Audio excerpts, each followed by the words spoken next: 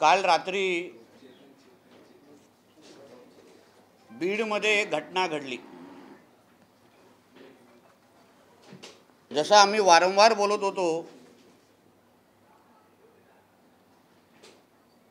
की उद्धव ठाकरे आणि त्यांची टोळी यांनी महाविकास आघाडीची सत्ता असताना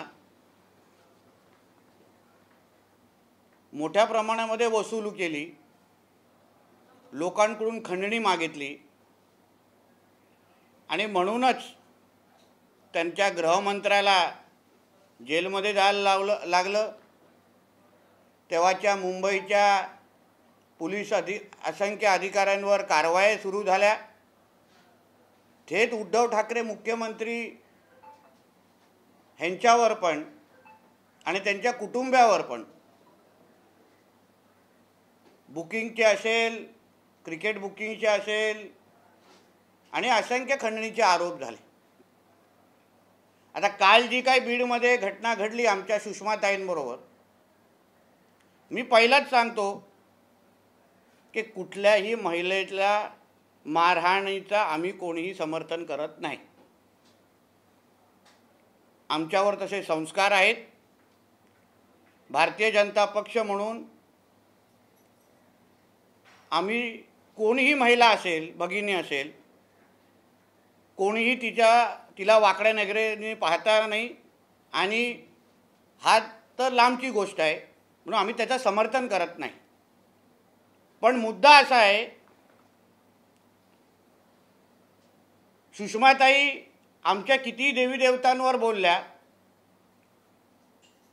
आमच्यावर कितीही खालच्या पातीची टीका केली, तरी महिला म्हणून आम्ही त्यांच्या संरक्षणाची आमची जबाबदारी आहे। पण ज्या जिल्हा प्रमुखांनी जे काय आरोप केले ते आरोप माझ्या दृष्टिकोनातून महत्त्वाचे आहेत। जिल्हा प्रमुख पद विकायला काढलेलं, ऑफिसमधल्या सोफा आणि AC साठी पैसे मागत होत्या, हे जे काही त्यांनी अधिकृत स्वतः व्हिडिओ बनवून जे आरोप केले ते खरं म्हटले तर महाराष्ट्राने समजण्यासारखे आहेत आणि विचार करण्यासारखे आहेत।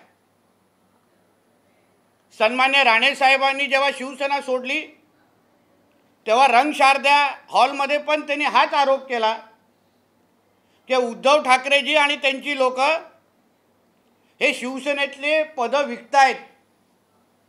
मग आमदारकीची पदं असतील, जिल्हा प्रमुख ही विकतायत, हे तेव्हाही आरोप केलेला।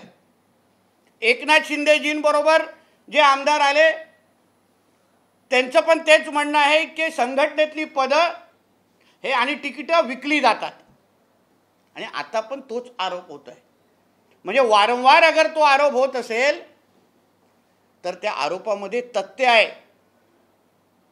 पण याच्यामध्ये मी सुषमाताईंची काहीच चूक मानत नाही, किंवा महाप्रबोधन यात्रेसाठी जे संजय राजाराम राऊत येणार आहेत, जे सुषमा अंधारेजींच्या जी काय महाप्रबोधन यात्रा आहे त्यांच्याकडून दुसरी काही अजून आम्हाला अपेक्षाच नाही आहे। कारण का जसा पक्षप्रमुख तसे त्याचे कार्यकर्ते, पक्षप्रमुखांचे सगळे गुण आत्ताच्या ठाकरे गटातल्या सगळ्याच नेते मंडळींनी अक्षरशः आत्मसात केले आणि त्या अनुसार आपलं आयुष्य जगतायत। उद्धव ठाकरेजींनी त्यांच्या आयुष्यामध्ये हेच तर केलं, काय वेगळं केलं? स्वतःचा 1 रुपयाचा इन्कम नसताना पण जे आलिशान आयुष्य जे उद्धवजी जगतात, त्यांचं कुटुंब जगतं, ते कशामुळे आहे? एक तरी गोष्ट स्वतःच्या खर्चाने होतं का? तिकडे मातोश्रीमधले AC कोणाकडून लागलेले आहेत? व्हिडिओकॉन कंपनीचे मालक कोणाचे खासदार होते? मातोश्री बघा, व्हिडिओकॉनचे तुम्हाला AC तिथे दिसणार। आत्ता पण लीला हॉटेल आहे, ह्यांची सगळी लॉन्ड्री तिथे जाते, कारण का ह्यांची लीलामध्ये भारतीय कामगार सेना आहे। सगळे कपडे धुण्यासाठी लीलाकडे जातात. जो काही खर्च मातोश्रीचा आहे, मग गाड्यांच्या मेंटेनन्सचा पण असो, तो पहिल्यापासून एक पटेल नामचा व्यक्ती करतो, सर्व्हिसिंग पासून सगळं.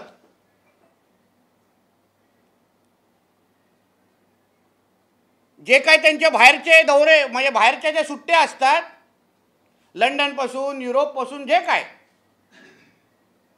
मी चॅलेंज करतो, 1 रुपया पण उद्धवजीच्या खिशातून जात नाही. कुठले उद्योगपती तिकीटपासून, हॉटेलपासून, जेवणापासूनचा खर्च काढतात, ह्यांची नावं सकट, हॉटेलचे बिल सकट आम्ही तुम्हाला देऊ शकतो. बोलण्याचं फळ एवढंच आहे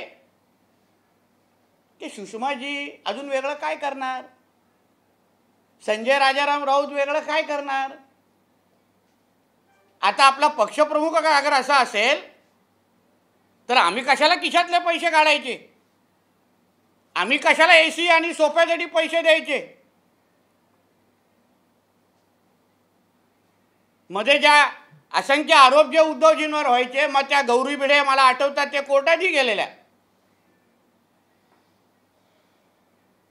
सामनाचा साधा संपादक, तो आता संपादक पण राहिला नाही, तिथे पण त्याला साईड पोस्टिंग दिलेली आहे, म्हणजे त्याला पदावर पण ठेवलेलं नाही संजय राजाराम राऊतला. सामनाचा साधा संपादक आज फ्लाईटमध्ये फर्स्ट क्लास शिवाय फिरत नाही. बाहेरच्या गाड्या आणि मोठ्या मोठ्या प्रॉपर्ट्या कुठल्या हिशोबाने घेतल्या आहेत, कोणाकडून घेतल्या आहेत, खंडणी करूनच घेतल्या आहेत ना, खंडणी मागूनच घेतल्या आहेत ना. तुला, तुझ्या आणि तुझ्या मालकाचा 1 रुपयाचा कुठे इन्कम नाही, ऑफिसचा कुठला पत्ता नाही, पण स्वतः खंडणीच्या पैशावर जगणारे ही लोक त्या त्र्यंबकेश्वरमध्ये असलेले आंदोलन करणाऱ्या आमच्या हिंदू बांधवांना दरोडेखोर आणि खंडणीखोर म्हणतात. तुमचं पूर्ण आयुष्य दरोडेखोर आणि खंडणीवर निघालेलं आहे. काल जे आमच्या देवेंद्र फडणवीसजींनी उल्लेख केला, सचिन वाझेला उद्धवजी ठाकरे मुख्यमंत्री असताना सर्व्हिसमध्ये परत का आणला, कारण का त्याला महिन्याच्या खर्चाचा टार्गेट दिलेला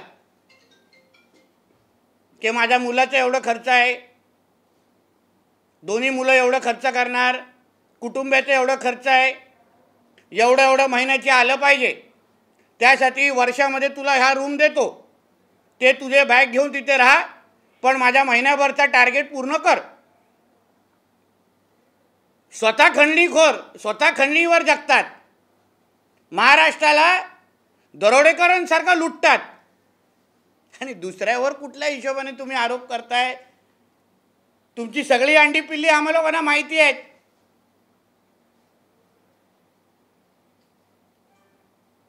आता पण जे अंगावर जे परफ्यूम मारतात, ते जे एअरपोर्टला जे युनियन आहे ड्युटी फ्रीमध्ये, तिथून दर महिन्याला आहे ना परफ्यूमचे बॉक्स येतात. त्याच्यापेक्षा थोडी जास्त माहिती, माझ्यापेक्षा थोडी जास्त माहिती किरण पवासकरजींना आहे, विचारा त्यांना. परफ्यूम स्वतःचं नाही, घर स्वतःचं नाही, मातोश्री 2चा जो खर्च केलाय,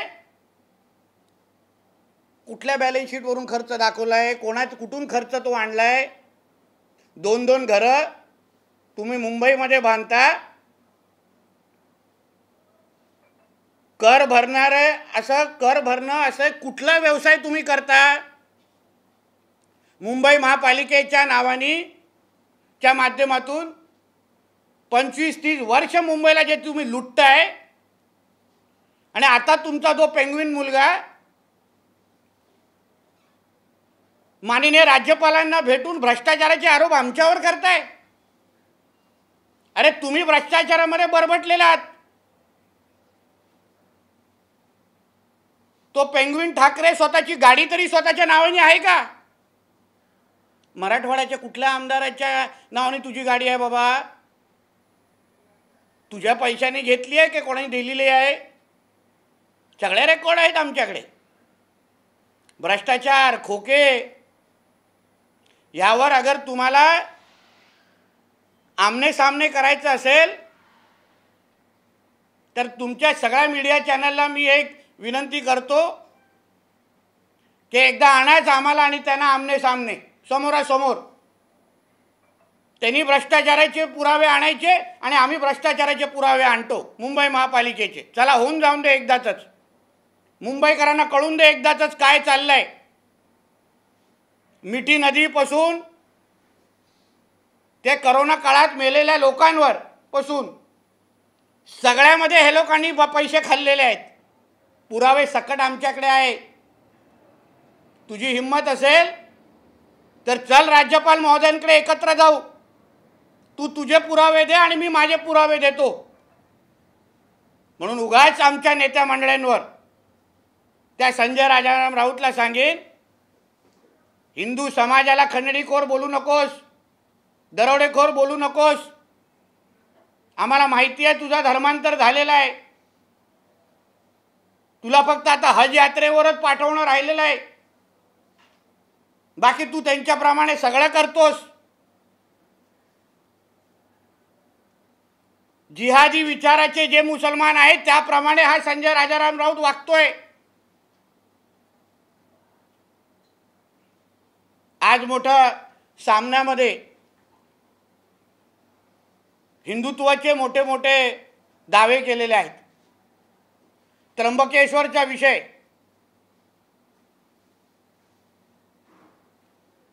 जो चालवला कोणी, तिथे जाऊन आम्हाला आतमध्ये चादर चढवायची आहे हट्ट करणाऱ्या लोकांनी चालवला. आम्ही सुरू केला नाही. कोणाला तिथून अगर ती हे काय करायचं असेल, काय म्हणतात त्याला, उरूस काढायचं असेल तर काढा ना, आम्हाला काय हरकत नाही. वर्षानुवर्षी चाललं ना, काढा ना. पण चादर घेऊन आतमध्ये आम्हाला चादर टाकायची, हा हट्ट कशाला? म्हणून काल बोललो ना, संजय राजाराम राऊतनी सगळे आपले अंगरक्षक बाजूला करायचे आणि जायचं आता त्र्यंबकेश्वरला आणि तिथून परत येऊन दाखवायचं.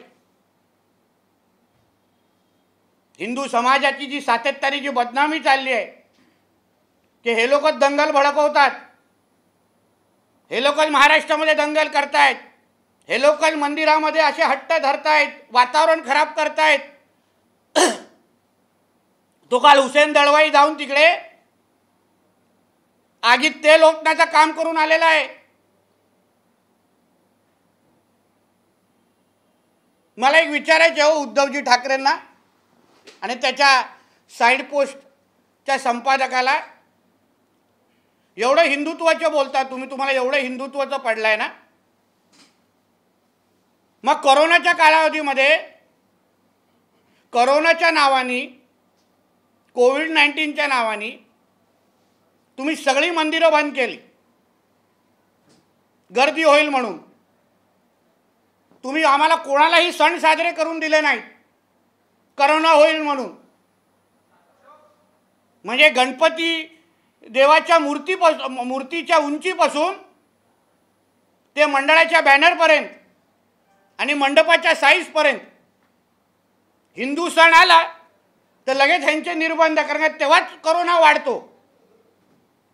उरूस आणि ईदच्या टायमाला कधीच कोरोना वाढत नाही. कोरोना आणि यांच्यामध्ये मॅच फिक्सिंग होती तेव्हा. मला उद्धवजींना विचारायचं आहे, तुम्ही खरंच हिंदुत्वाचे दावे करताना आमच्या कुठलाही महाराष्ट्रातला हिंदू ना तुम्ही कोरोनाच्या नावाने घाबरून ठेवलं, कोणालाही सण साजरे करायला दिले नाहीत आणि आम्ही सगळेजण कोरोना पसरू नये म्हणून तुमचं ऐकलं. मग तुमचा मुलगा त्याच कोरोनाच्या कालावधीमध्ये जे आमच्या मोहितजीने मुद्दा उचलला, त्याच टायमाला दारू कसा पीत बसलेला होते हॉटेलमध्ये. ओपा नावाचं हॉटेल होतं, तो दारू पिल्यावर, तो मजा मारल्यावर कोरोना पसरत नाही उद्धवजी. पण समस्त हिंदू समाज अगर सण साजरा करत असेल,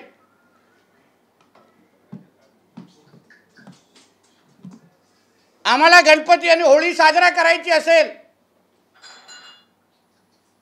तर लगेच तुम्हाला कोरोना वाढतं आणि लगेच आमच्यावर तुम्ही केसेस टाकायच्या. आणि तुमच्या मुलाला राजरोज पद्धतीने दारू पिण्याच्या सगळ्या परवानग्या. गौमूत्राबद्दल फार द्वेष आहे हे लोकांना. गौमाताला आम्ही आमचा देव समजतो, गौमाताला आम्ही पूजतो आमच्या हिंदू धर्मामध्ये. म्हणून बोलतोय, मुळामध्ये उद्धवजी ठाकरे आणि संजय राऊतचं धर्मांतर झालंय, लव जिहाद झाल्यामुळे त्यांना हिंदू धर्माबद्दल काहीच आस्था राहणार नाही, कारण ते मुळात हिंदूच राहिलेले नाही आहेत. मग त्यांना कशाला गायीबद्दल काय आस्था वाटणार. ज्या गायीला आम्ही, प्रत्येक हिंदू कसाही असेल, त्या गायीला आपली आई मानतो आणि त्याची पूजा करतो. गौमूत्र हे आमच्यासाठी धार्मिक विधीच्या निमित्ताने फार मोठा शुभ आहे. पूजेपासून सगळ्या धार्मिक त्याच्यामध्ये आम्ही वापरतो. तुम्हाला आत्ता गौमूत्रधारी सगळेजण वाटतात. मग मला आठवतं, राणे साहेबांनी जेव्हा मंत्री शपथ घेतल्यानंतर, जेव्हा बाळासाहेबांच्या स्मारकाच्या इथे जाऊन, किंवा शिंदे साहेब आणि त्यांच्या मंत्रिमंडळाने मंत्री झाल्यानंतर, मुख्यमंत्रीची शपथ घेतल्यानंतर, बाळासाहेबांच्या स्मारकाच्या इथे जाऊन जेव्हा नतमस्तक झालेले, आणि त्यानंतर तुमच्याच शिवसैनिकांनी तिथे गौमूत्र कसं शिंपडलं, कसं शुद्धीकरण करायला गौमूत्राने हे केलं, तेव्हा तुम्हाला गौमूत्र चालतं. आणि उद्धवजींना गायीबद्दल खरी काहीच आस्था असणार आम्हाला माहिती आहे, कारण का त्यांची मुलं कुठे आणि कधी बीफ खातात ह्याचे पण जरा माहिती मी जरा लवकर देणार आहे. कुठल्या हॉटेलमध्ये बीफची ऑर्डर दिली जाते आणि बीफ खाल्लं जातं. म्हणून उद्धवजींना आणि त्यांच्या लोकांना गौमूत्र, गाई माताबद्दल तर द्वेष असणारच. जो स्वतःच्या मुलाला थांबवू शकत नाही, तो गायीबद्दल द्वेषच करणार. त्याच्यामध्ये काही दोन विचार नाही.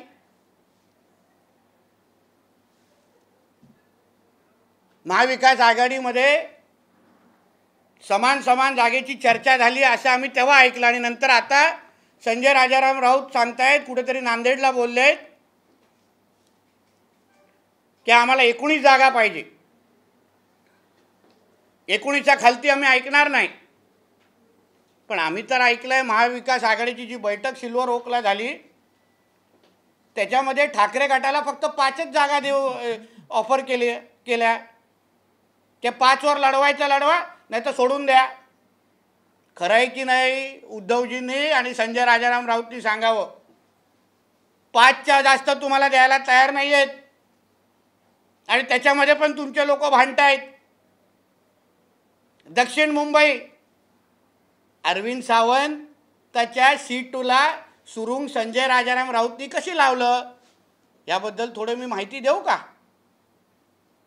काही आठवड्यापासून सामन्यामध्येच अरविंद सावंतजींना ती सीट मिळू नये यासाठी त्यांच्या सगळ्या समर्थक शिवसैनिकांच्या राजीनामा घ्यायला लावले. आणि कालपासून मी ऐकतोय की अनिल देसाईंना ती सीट देण्यासाठी हा संजय राजाराम राऊत आग्रही आहे. म्हणजे 24 तास 365 दिवस काड्या लावणं, भांडणं लावणं, घरं फोडणं, ह्याशिवाय दुसरं काम या संजय राजाराम राऊतचं नाही. आणि आता तर सकाळी बोलतो की आपल्या देशामध्ये 36 राज्य आहेत. मी ऐकलं 28 राज्य आहेत आणि उर्वरित युनियन टेरिटरी आहेत, बरोबर आहे ना? 8 युनियन टेरिटरी आहेत.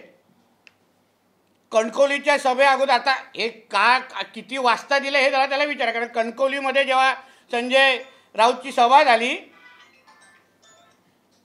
तिकडच्या एका पत्रकार मित्रांनी सांगितलं की हा 90 मारल्याशिवाय बोलत नाही, भाषण देत नाही. एक पत्रकार मित्रांनी स्वतः बघितलेलं आहे. तर नेमकं हा 28 राज्यचं वक्तव्य शुद्धीत केलं आहे का? आणि प्रत्येक सभेच्या अगोदर आणि पत्रकार परिषदेच्या अगोदर तुम्ही 90 मारता का 60 मारता? आणि ते मारून महाप्रबोधन तुम्ही महाराष्ट्राला आणि तुमच्या उरलेल्या शिवसैनिकांना करणार आहे का? याचं उत्तर संजय राजाराम राऊतनी द्यावं आम्हाला. धन्यवाद. सर, त्र्यंबक मधल्या प्रकाराची चौकशी सुरू आहे आणि उरूस असल्याचं तुम्ही म्हणताय, मात्र आचार्य तुषार भोसले म्हणतात की अशी कोणतीही परंपरा नाहीये. एक लक्षात घ्या, तिथून तो उरूस जातो. माझा मुद्दा एवढाच आहे की चादर धरण्याचा हट्ट कधीच कोणी केला नव्हता ह्याच्या अगोदर. मुद्दा समजून घ्या. त्यांना उरूस जाऊन दे का काही जाऊन दे तिथे, पण मुद्दा माझा आहे की हट्ट कसला धरला गेला ह्याच वेळी की आतमध्ये जाऊन चादर घाला, ते कधीच झालेलं नाही.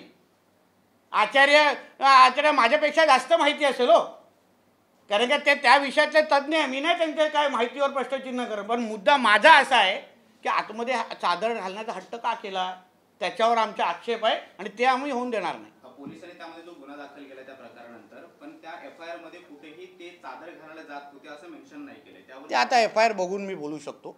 आम्हाला जी मिळालेली माहिती आहे ती एवढी आहे. पोलिसांचा तपास आजही सुरू आहे.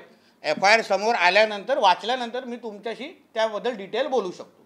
पण हट्ट धरण्यात आला हे स्वतः मंदिर प्रशासनाने जेव्हा ट्रस्टनी जे पत्र काढलेलं त्याच्यामध्ये सरळ उल्लेख आहे की हट्ट घुसण्याचा आणि हट्ट धरण्यात आलेला आहे.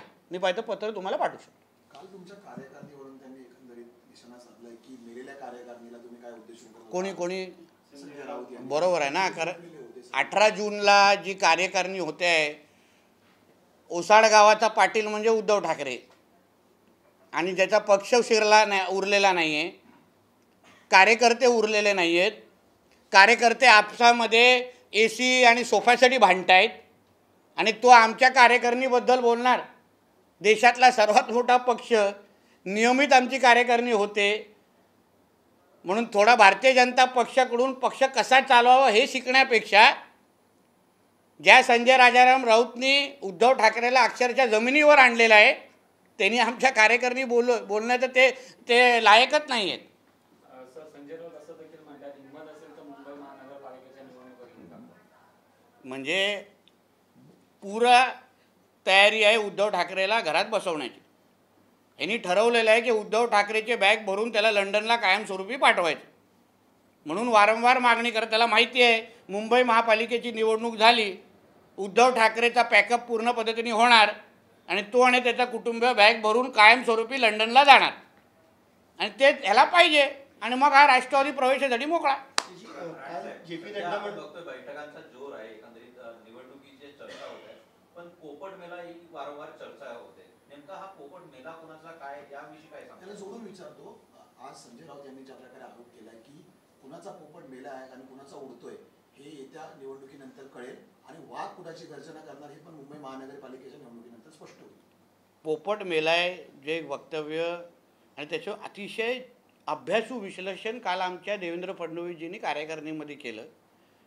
ह्यांचा पोपट मेलाय ह्यांना स्वीकारायचंच नाही आहे.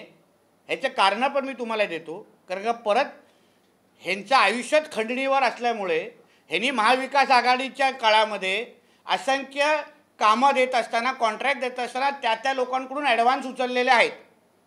आता अगर हे लोकांनी पोपट मेला नाही तर जोर दाखवला नाही तर ती सगळी लोक ह्यांच्याकडे पैसे मागायला घरी येणार तर सुरू झालेलं आहे.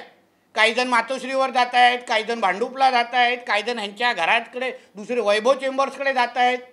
आता अगर पोपट मेला नाही असं दाखवायचं आणि त्या लोकांना तारखा देत बसायचं. पण काल जसं देवेंद्रजींनी अतिशय चोख पद्धतीने अभ्यासू विश्लेषण केलं आहे की केस आता म्हणजे सरकार आमचं व्यवस्थित टिकलेलं आहे सरकार पूर्वक 2024 पाहणार आहे आमचं महाराष्ट्र सरकार, आणि परत पण आम्हीच निवडून येणार आहे. म्हणून ह्यांचा पोपट मेलेला आहे, त्याला आम्ही गाडलेला आहे, त्याच्यावर सगळी विधी झालेली आहे. आता ह्यांनी फक्त स्वीकारावं एवढंच बाब राहिलेली आहे. त्याची जे.पी. नड्डा म्हणतात भाजपचा महापौर होणार आणि शिंदे गटाकडनं म्हटलं जातं की युतीचा महापौर होणार. नक्की कन्फ्युजन काय? महापौर युतीचा होणार? महायुतीचाच होणार. जे.पी. नड्डा साहेब पण काल भाषणामध्ये तसंच बोलले. भारतीय जनता पक्ष आणि महायुती, शिंदे साहब और हम लोग सब लोग मिलके मुंबई पे पर हमारा भगवा लहराएंगे. कुठे काय ते बोललेलं नाही आहे. म्हणून कितीही रॉकेल ओतलं तरी पण आम्हाला काही फरक पडणार नाही. चलिए बोले. शॉर्ट में 2-3 विषय बता दीजिए. बोल. पहले कि आपने आरोप करा वसूली का कि ये उद्धव ठाकरे हो, संजय राउत हो या उनके नेता कार्यकर्ता, वसूली पर इनका जीवन चल रहा है. नहीं, जो उद्धव ठाकरे जी का जो इतिहास है वो पूरा वसूली के ऊपर ही है. 39 साल हम उनके साथ रह चुके. इनके घर के लॉन्ड्री से लेके इनके मोबाइल फ़ोन का खर्चा, इनका गाड़ी का खर्चा, इनका खाने का खर्चा, इनका अब्रॉड जाने का खर्चा, सारा का सारा इनके जेब से जाता नहीं है.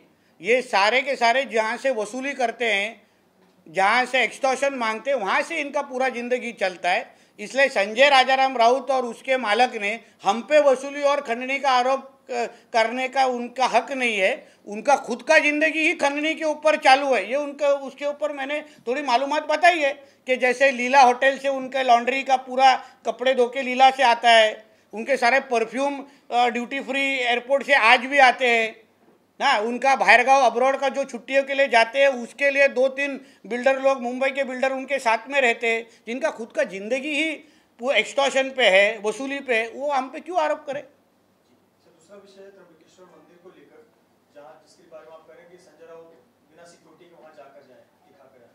जाना ही थी, क्योंकि उन्होंने कल 2-3 दिन से हमारा हिंदू समाज झूठा है, हमारा हिंदू समाज ही राइट या दंगल पहले करता है, उस तरीके की बदनामी हमारे हिंदू समाज की उन्होंने शुरू की है. उनको ना हमारे गौमूत्र पसंद है, ना हमारे गाय का इज्जत वो रिस्पेक्ट करते हैं, और हिंदू समाज कितना बड़ा झूठा है ये बताने की कोशिश कल से कई दिनों से संजय राउत करते हैं. इसलिए मैंने उनको कहा कि आप में अगर हिम्मत हो, आप सच्ची राजाराम राउत के बेटे हो, तो जाके दिखाइए त्र्यंबकेश्वर में, आपको हिंदुओं की ताकत दिखेगी. क्योंकि हमको झूठ बोलने के पहले जो खुद हिंदू होने के बावजूद हिंदुओं की बदनामी ये कर रहे हैं, तो पहले ये त्र्यंबकेश्वर में जाके आए और खुद 2 पैर से वापस चल के दिखाए आते वक्त. संजय राउत कह रहे हैं कि 19 जो सीटें लोकसभा की जीती थी हम उस पर बरकरार रखेंगे, वही नंबर रहेगा. सिल्वर ओक के मीटिंग में उनको 5 सीट ऑफर हुआ ठाकरे सेना को, जितना मेरी मालूमात है. 5 सीट से ज़्यादा हम तुमको देंगे नहीं. तुम्हारे सारे खासदार तुमको छोड़ के गए. पवार साहब उद्धव जी के बारे में क्या सोचते हैं ना, वो उनके बुक में उन्होंने कहा है. मेरे को अलग से बोलने की जरूरत ही नहीं है. पवार साहब उद्धव ठाकरे की कितनी इज्जत करते हैं वो उनके खुद के बुक में कहा है. इसलिए इज्जत के हिसाब से उनको 5 सीट देने का ऑफर किया है. 5 seat low Verna get out हो जाओ, वही है. सर, महंत समिति महाराष्ट्र के पीठाधीश्वर हैं, उन्होंने आज मांग की है कि त्र्यंबकेश्वर के पास जो दरगाह है वो नाथ समुदाय का एक मंदिर पुराना रहा है, इसलिए आर्कियोलॉजिकल सर्वे ऑफ इंडिया और भारत सरकार इसका सर्वे कराए और नाथ समुदाय के अगर मूर्तियां वहां पर मिलती हैं तो वो दरगाह उनको दिया जाए, ऐसी मांग किया है उन्होंने. मैं पूरा समर्थन करता हूँ. महाराष्ट्र में ऐसे जो मंदिर है, जो ऐसे दरगाहें हैं जिनके ऊपर मंदिर बनाए गए हैं, उनका सारों का सर्वे हो जाए और एक ही बार दूध का दूध पानी का पानी हो जाए. जो हमारा है वो हमको मिलना चाहिए, जो हमारा नहीं है वो उनके पास रहेगा तो हमको कोई प्रॉब्लम नहीं है. मगर जो जिनका हिंदुओं का जिनके ऊपर हक है वो हिंदुओं को वापस मिलना ही चाहिए. इसलिए मैं पूरा समर्थन करता हूँ जल्दी से जल्दी सर्वे हो जाए. ये जो हरकतें जो हो रही है ना त्र्यंबकेश्वर की, ये उसी के वजह से हो रही है. चादर डालने की कोशिश जो हो रही है ताकि हमारे मंदिर वो ले वापस. हमारा एक बार चादर डालेंगे तो फिर उस बार अपना हक दिखाएंगे. हमारे जो शिवाजी महाराज के जो किले हैं, जो किलों के ऊपर जो इंक्रोचमेंट जो किया है, जो झोपड़ियाँ बनाई है, उनका कोशिश ही है कि पूरे किले भी अपने हाथ में ले ले. तो ये पूरे के पूरे हिंदू समाज को ख़त्म करने की जो साजिश ये जिहादों की है, उसको रोकना होगा। तो एक ही बार हमारी सारी मंदिरें हमको वापस मिल जाए, ऐसे मैं भी मांग करता हूँ। सर मराठीमध्ये सांगा, नाथ समुदायाने ज्या पद्धतीने ही सगळी मागणी केलेली आहे की जी केंद्राने राज्याने यांचा सगळा इतिहास आढावा घ्यावा आणि त्यानंतर जी मंदिरं आहेत ती मंदिरं पुन्हा देण्यात यावी। नाथ समुदायाने केलेली मागणी अतिशय रास्त आहे, अतिशय योग्य आहे। इतिहासानुसार जे आम्हाला मिळालंच पाहिजे, जे आमचं आहे ते आम्हाला मिळालंच पाहिजे। मुळामध्ये इतिहासानुसार आपण सगळे हिंदूच आहोत आणि त्याप्रमाणे आमचे जिथे जिथे देवी देवता आहेत ते हक्काने आम्हाला परत मिळावे। महाराष्ट्र सरकार आज एक हिंदुत्ववादी विचाराचं सरकार आहे देशात आणि राज्यात। त्यांनी सगळी सर्वे हे योग्य पद्धतीने करावं। जसं किल्ल्यांवर अतिक्रमण हटवण्याची मोहीम आमच्या राज्य सरकारने घेतली आहे, तसंच हे सर्वे महाराष्ट्राच्या कानाकोपऱ्यात करावं। जे त्र्यंबकेश्वरला झालं ते ह्याच्याचमुळे झालेलं आहे की आज जाऊन चादर टाकण्याचा प्रयत्न करायचा आणि उद्या त्र्यंबकेश्वर मंदिरच आमचं आहे, तुम्ही लोक इथे नव्हतेच, हिंदूंना तिथे बंदी घालून टाकायची। हे अगर एकदाच बंद करायचं असेल तर एकदाच हा सर्वे करा आणि आम्हाला देऊन टाका आणि उरलेलं त्यांचं काय असेल ते त्यांच्याकडे राहून दे। सर, आपने एक अभी जो है मराठी में बयान के दौरान कहा कि संजय राउत बार बार जो बीएमसी के इलेक्शन की मांग कर रहे हैं, लग रहा है कि वो उद्धव ठाकरे का पैकअप करा के उनको लंदन भेजना चाहते हैं। इसके बारे में जरा हिंदी में बताइए। क्योंकि संजय राउत जी का पहले दिन से, मतलब जब से उनको प्रीतिश नंदी को सांसद बनाया और उनको सांसद नहीं बनाया, तभी से उन्होंने ऐसा म्हणजे उनका उन्होंने तय किया है कि उद्धव ठाकरे और बाला साहब को मैं ख़त्म कर दूंगा। और उसके हिसाब से उन्होंने जिसके सामने बोला वो आदमी को मेरे बाजू में प्रेस में बिठा सकता हूँ मैं, अरुण बेतकेकर नाम है वो उनका, माजी सरचिटनीस लोक अधिकार समिति, उनके सामने संजय राउत ने ये कहा है। तो उनके साथ जो कुछ उन्होंने उस टाइम जो उन्होंने तय किया था उसके हिसाब से उनका काम चल रहा है। उनको मालूम है बीएमसी का चुनाव होगा, उद्धव ठाकरे की हार तय है। उद्धव ठाकरे की जो कोई बची हुई शिवसेना है वो कुछ जीतने वाली नहीं है और उसके बाद उद्धव ठाकरे का कुछ काम ही नहीं इधर। उनको लंदन बहुत पसंद है, दूसरों के पैसे पे जाके वो लंदन घूमते हैं, तो एक ही बार उनका बैग पैकअप करके उनको लंदन भेजने की इनकी तैयारी है।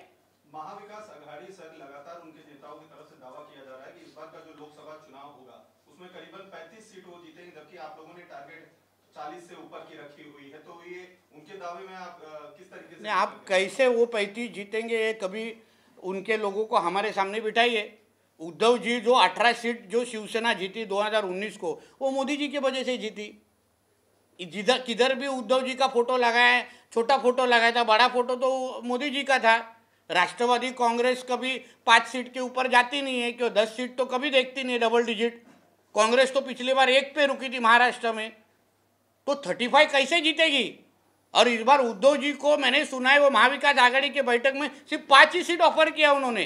ये जो 16 और 19 तो ये तो बोलते ना वो मुंगेरी लाल के हसीन सपने हैं।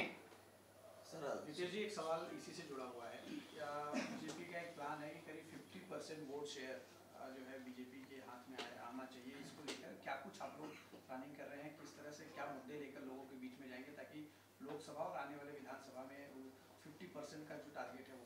देखिए हमारे 2 प्लान है जो हमारे कल चर्चा, और ज़्यादा डिटेल में बता नहीं सकता, मगर इतना ही है कि मोदी जी ने जो 9 साल से हमारे देश में अलग अलग काम जो किए हैं, अलग अलग योजनाएं जो लाए, वो योजनाओं को हम लोगों के पास लेके जाने वाले हैं, लोगों के बीच में लेके जाने वाले हैं। और उनके काम के ऊपर हम 2024 में हमारा 50% से ज़्यादा वोट लेके आएंगे। और दूसरा है हिंदुत्व का विषय लेके हम लोगों के सामने जाने वाले। आज हमारा देश एक हिंदू राष्ट्र है, यहाँ 90% लोग हिंदू रहते हैं, और उसके हिसाब से हिंदुओं के लिए देश मतलब हमारा हिंदुस्तान देश है। इसलिए मोदी जी का काम और हिंदुत्व का नाम ये लेके हम देश की जनता के सामने जाने वाले। एकंदरीत लोकसभा विधानसभा जिंकण्यासाठी काय अजेंडा ठरलेला आहे आणि कुठले 2 मुद्द्यांवर तुम्ही आगामी निवडणुकात? जसा मुद्दा तुम्हाला सांगितलं, मोदीजींनी जे गेल्या 9 वर्षामध्ये अतिशय यशस्वी पद्धतीने आपला देश चालवला। गेल्या 10 महिन्यापासून आदरणीय एकनाथ शिंदे साहेब आणि देवेंद्र फडणवीस साहेबांच्या नेतृत्वाखाली जे आम्ही काम करतोय राज्यामध्ये, ह्या सगळी कामं आम्ही जनतेच्या मध्ये घेऊन जाण्याचं आमच्या सगळ्यांचं ठरलेलं आहे। त्या पद्धतीच्या आम्हाला जबाबदाऱ्या प्रत्येकाला मतदारसंघ भूतनिहाय दिलेल्या आहे आणि एका बाजूला मोदीजींचं काम, सरकारच्या योजना, आणि दुसऱ्या बाजूला हिंदुत्वाचा मुद्दा, ह्या गोष्टी घेऊन आम्ही, कारण का एक लक्षात घ्या की जिथे भारतीय जनता पक्ष जिंकते तिथे भारत माता की जयचे नारे लागतात, आणि जिथे काँग्रेस जिंकते तिथे पाकिस्तान जिंदाबाद ऐकायला मिळतं. म्हणून आमचा देश सुरक्षित ठेवायचा असेल, कारण का गेल्या 9 वर्षापासून तुम्ही आमच्या देशाकडे कोणालाही वाकड्या नजरेने बघण्याची हिंमत राहिलेली नाही, ना पाकिस्तान किंवा कुठल्याही देशाची. देशांतर्गत होणाऱ्या अतिरेकी कारवाया पण आपल्या देशामध्ये थांबलेल्या आहेत. म्हणून 2024मध्ये येणारं राम मंदिरचं निर्माण आणि राम मंदिर तयार झाल्यावर आहे, आणि मोदीजींचं काम, हे घेऊन आम्ही लोकांच्या समोर 2024ला जाणार आहोत. याला जोडून म्हणाला की याला जोडून गायीबद्दल आस्था जो बाळगत नाही तो हिंदू नाही असं काय? तुम्ही म्हणाला. गायीबद्दल ज्याला आस्था नाहीये तो हिंदू नाही असं तुम्ही म्हणाला. योग्य आहे. सावरकरांनी गायीबद्दल जे मत व्यक्त केले, त्यांच्या एका पुस्तकामध्ये लिहिलेलं आहे की गाय हा उपयुक्त पशु आहे, त्याला पशु म्हणून पाहावं, त्याची पूजा. त्यांनी सायंटिफिक मत आपलं मांडलेलं आहे. पण हिंदुत्व हा मूळच सावरकरांचा विषय आहे. वीर सावरकरांनी जे हिंदू राष्ट्रबद्दलचा संकल्प मांडला आहे ना, त्याच्यामध्ये सायंटिफिक अँगल पण त्या गोष्टीला दिलेला आहे. त्याने गाईला मारून तुम्ही बीफ खावा असं बोललेलं नाही आहे कुठे. गाईचे कत्तलखाने तयार करा असे कुठे लिहिलेले आहेत का त्यांनी? असेल तर तुम्ही माहिती द्या. त्यांनी सायंटिफिक अँगल मांडलेला आहे. एक पूजे धार्मिक अँगल आहे, एक सायंटिफिक अँगल आहे. त्याप्रमाणे पण सगळं काय सगळं हिंदुत्वाच्या चौकटीत आहे. निवडणुकीच्या दृष्टीने 1 वर्ष जे आहे, ज्या पद्धतीने आता खासदार लोकसभेची निवडणूक येणार आहे, आणि या लोकसभेच्या निवडणुकीसाठी आमदारांना देखील तेवढी जबाबदारी देण्यात आली आहे की खासदार निवडून येण्यासाठी. त्यामुळे काय स्ट्रॅटेजी आहे, कारण की ज्या ठिकाणी आमदार नाहीये त्या ठिकाणी कशा पद्धतीने भाजप आता नाही, मी जास्त डिटेल मला वाटतं पक्षाचे अधिकृत प्रवक्ते तुम्हाला देतील.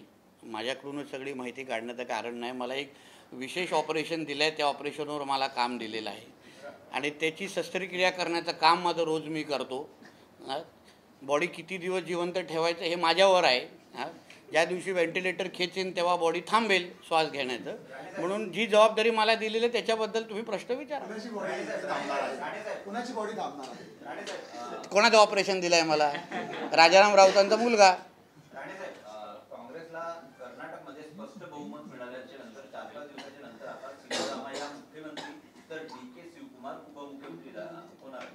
उद्या शपथविधी आहे. काही शुभेच्छा आहेत का तुमच्या? नाही, आमच्या मोदी साहेबांनी त्यांना शुभेच्छा दिलेल्या आहेत. मोदी साहेबांच्या शुभेच्छा म्हणजे आम्ही सगळेजण त्याच्यामध्येच आलेलो ना. फक्त एवढंच आहे की कर्नाटकच्या हिंदूंना सुरक्षित ठेवा. जे काय पाकिस्तान जिंदाबादचे नारे आमच्या देशामध्ये तर चालणार नाहीत.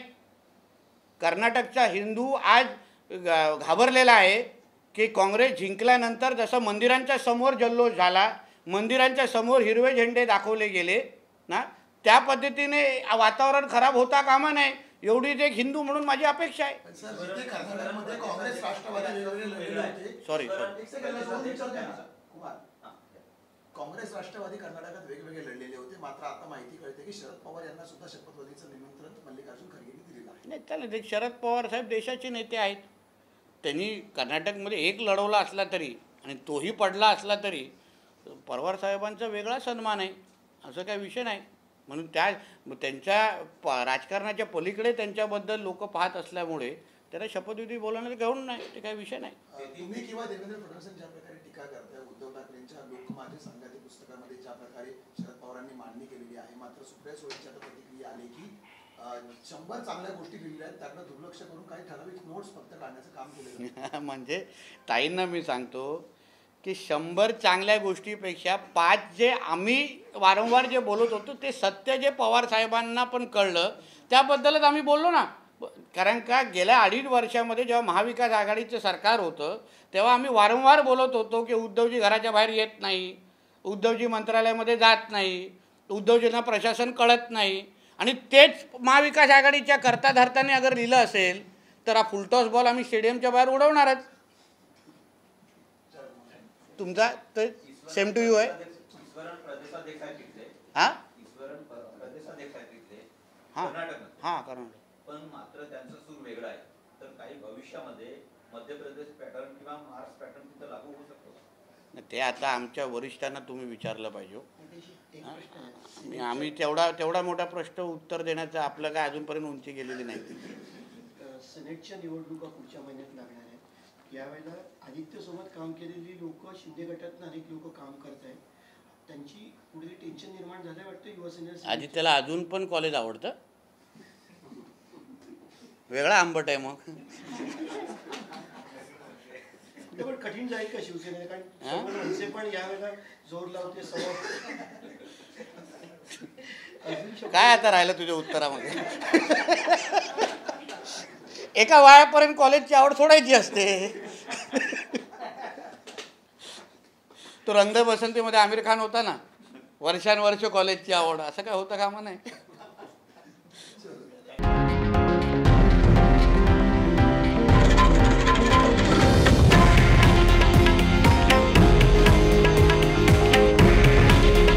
हे आहे देशातील नंबर 1 न्यूज नेटवर्क आणि आपण पाहत आहात TV9 मराठी. काळजी तुमची, हित महाराष्ट्राचं.